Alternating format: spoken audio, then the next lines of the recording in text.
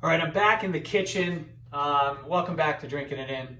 I'm your host, Chris Casera. We're here to help you know more and drink better. I'm back in the kitchen checking on another 2010 Brunello di Montalcino wine. You can see I had a little bit of it over the past couple of days. It's been an interesting experience, to say the least. I don't know what was going on the other evening, but I tasted this wine and another, like a red blend from Spain. And on that night, I thought both of them tasted vile to me. Literally, like the most awful wines I've ever had. And I thought something was up because both of them did, and it's not like one was good and one was off.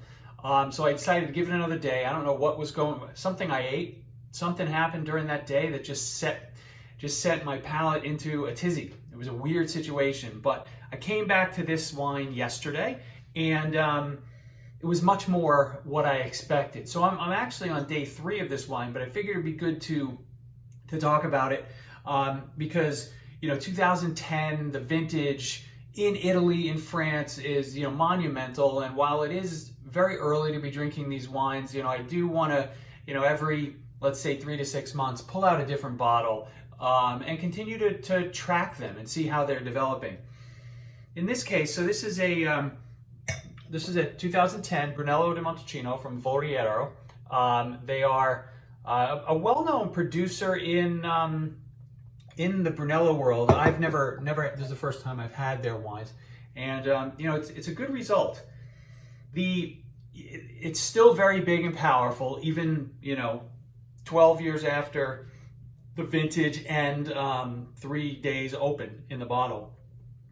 It's much more raisined and dried cherries, right? And it kind of has that fresh paint aroma that I've talked about before. I happen to get that every now and then, and just an earthiness to it. There's just a little potting soil in there. So let's give it a taste.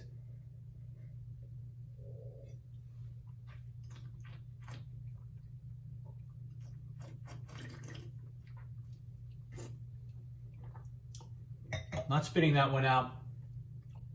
There's still a little tannic nature to it, but it's by no means mouth drying. The fruits and the almost it becomes like a cherry and a fig mixture.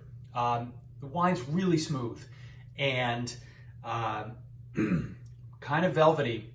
The finish goes on easily, 30 seconds, 45 seconds. It's going to keep going.